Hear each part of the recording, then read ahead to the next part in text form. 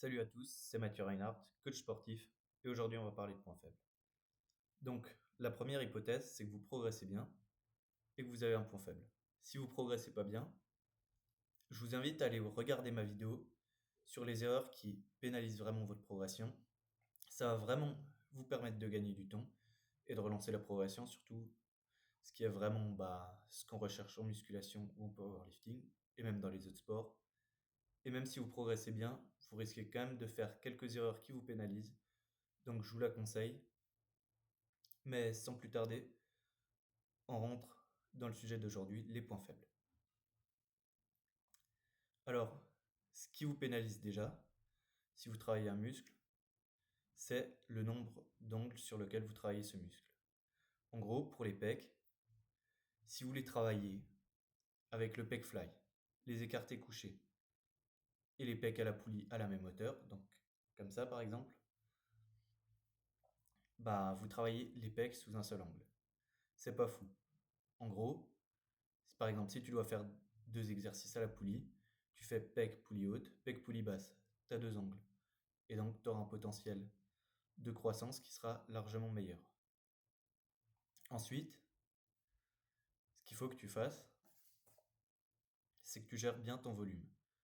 Si tu as des interférences qui viennent d'autres sports, par exemple, tu fais de la natation aussi et ça te crée bah, des douleurs musculaires, enfin tu dois récupérer, voilà, tu as des courbatures, ça risque de gêner le groupe musculaire que tu fais travailler et il va falloir que tu adaptes ta séance à ça. Sinon, ce que je te conseille de faire, c'est d'avoir une fréquence où tu travailles ton poids faible 2 fois par semaine, pas plus. Sinon, ça risque d'être vraiment dur pour récupérer ou tu vas pas pouvoir vraiment bien le travailler efficacement. En gros, pour te simplifier et que tu comprennes vraiment, c'est comme si tu es dans un appartement, tu veux dormir, c'est la nuit. Tu préfères que ton voisin y crie une fois au milieu de la nuit, qui gratte à ta porte toutes les 15 minutes pendant toute la nuit, quoi.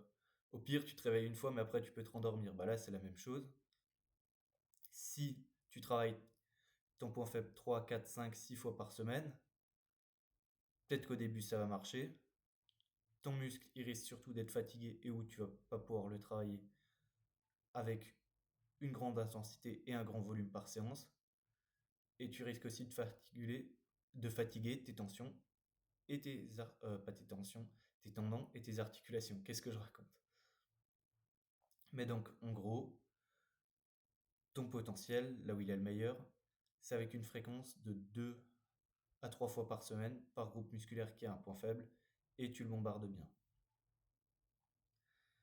Donc, quand je parle de bien le bombarder, je parle de RPE 9-10 par série, tu varies les angles de travail, des séries de 8 à 12 répétitions. Donc, par exemple, par exercice, tu te fais 3 séries de 8 reps ou de 10 reps, RPE 9-10, et puis voilà quoi, t'hésites pas à charger. Mais le focus principal, c'est de bien ressentir ton muscle, quoi. Donc, je te conseille par exemple de prendre des exos à forte tension de contraction en restant sur l'exemple des pecs.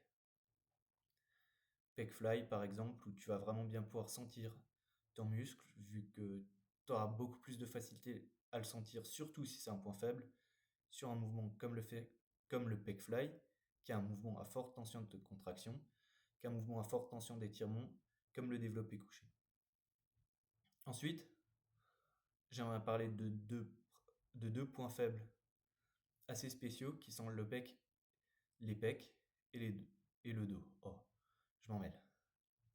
Pourquoi ils sont spéciaux? En fait, ils sont différents des muscles comme les muscles de l'avant-bras, le biceps, le triceps ou même les cuisses, vu que les pecs, vous allez toujours les utiliser avec un autre groupe musculaire.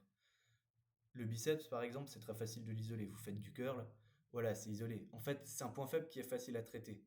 C'est comme de l'unilatéral, par exemple. Si vous avez un point faible au biceps gauche, vous faites juste du curl halter au biceps gauche. Et puis, globalement, les deux biceps, à la fin, au bout d'un certain laps de temps, ils vont être revenus à peu près au même niveau. Maintenant, vous avez un problème, enfin pas un problème, mais un point faible au pec ou au dos.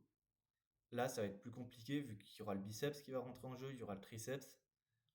Et ces muscles, quand ils sont dominants,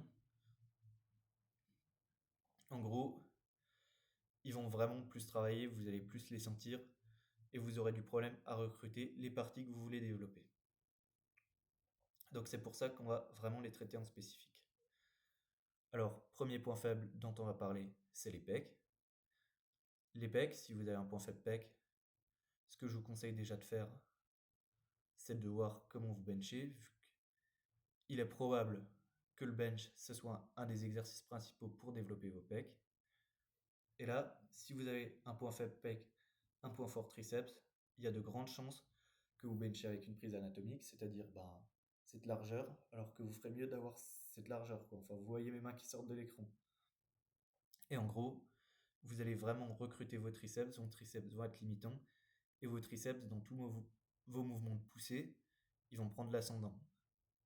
Alors en soi, c'est pas une mauvaise chose d'avoir des triceps puissants, mais si vous cherchez à développer les pecs, c'est un peu problématique quand même.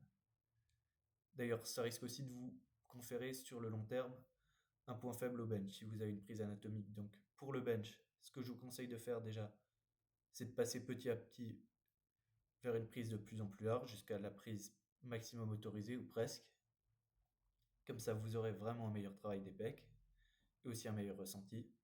Et ensuite, si vous avez un point faible, un point faible au bench, d'augmenter votre fréquence de bench. Sur ce qu'il va aussi falloir faire, ça va être augmenter le volume si vous ne travaillez pas trop vos pecs. Bon, dans la limite de ce qui est récupérable, bien entendu. Mais si vous augmentez le volume et que vous ciblez bien vos pecs en prenant par exemple large au bench, normalement, il devrait déjà plutôt revenir à égalité avec le reste et plus être vraiment point faible. Maintenant, si ça marche vraiment pas, les conseils que je peux vous donner et ou si vous voulez faire en sorte que vos pecs reviennent très très vite à égalité avec le reste, ça va être de commencer avec des exos à forte tension de contraction. Donc par exemple le pec fly, comme j'en ai parlé, comme ça vous allez vraiment bien ressentir vos pecs. Et ensuite, vous pouvez superséder ça avec par exemple du développé couché incliné. Et là, c'est vos pecs qui vont vraiment être limitants. Vous allez vraiment bien ressentir le mouvement. Et ça vous garantit une croissance instantanée des pecs. Enfin, va quand même bien falloir travailler, mais ouais, vous pouvez pas avoir un point faible avec un exercice comme ça si c'est bien exécuté et si vos pecs récupèrent bien. Ensuite, ce dont on va aussi parler, ça va être le dos. Donc le dos, si vous avez un point faible au dos, déjà, essayez de comprendre quelle partie du dos c'est. Ça serait assez peu probable que ça soit tout le dos. On va partir sur cette hypothèse-là, mais peut-être point faible trapèze, point faible dorsaux. En fait, le dos, c'est beaucoup de muscles, quoi. Donc, comment bâtir un bon dos?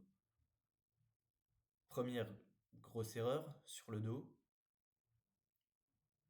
arrête de faire du tirage vertical. Le tirage vertical ne sert à rien. Enfin, si ça sert, mais c'est beaucoup moins efficace que des tractions.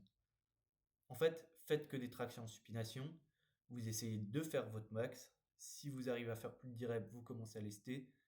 Et rarement, vous faites aussi des tractions en supination. On va prendre un ratio, un cinquième. Un cinquième des tractions, vous faites des tractions en supination. Sinon, traction pronation, et ça doit être votre exodo principal. Qu'est-ce que vous faites en plus? Du tirage horizontal et du soulevé de terre. Et normalement, ça te permet de construire un bon dos. Alors, il y a d'autres exercices, comme par exemple, on peut parler de tirage unilatéral, on peut parler aussi de tirage vertical, mais ça ne remplacera pas du rowing lourd, soulevé de terre et traction. C'est les 3 exos dont vous avez besoin vraiment. Et puis ensuite, normalement, en gérant bien, en ayant une bonne récup et tout, en ayant une bonne technique, vu que si vous utilisez plus les biceps sur du rowing au lieu de vraiment vous focus Sur les dorsaux, ben ouais, c'est sûr que c'est les biceps qui vont prendre. Mais donc, pour le dos, focus technique, c'est 3 exos, et ça règle 90% des problèmes. Et donc voilà, cette vidéo se termine. Si tu as encore des questions et si tu as vraiment envie de passer au niveau supérieur, je t'invite à réserver un appel avec moi. Je te mets tout ça dans la description, t'inquiète pas, c'est gratuit. Je regarde ce qu'on peut faire ensemble, si on peut travailler ensemble. Et puis, je te prévois un plan d'action. Donc vraiment, n'hésite pas, ça peut vraiment te permettre de passer au niveau supérieur. Et sur ce, je vous dis à la prochaine vidéo.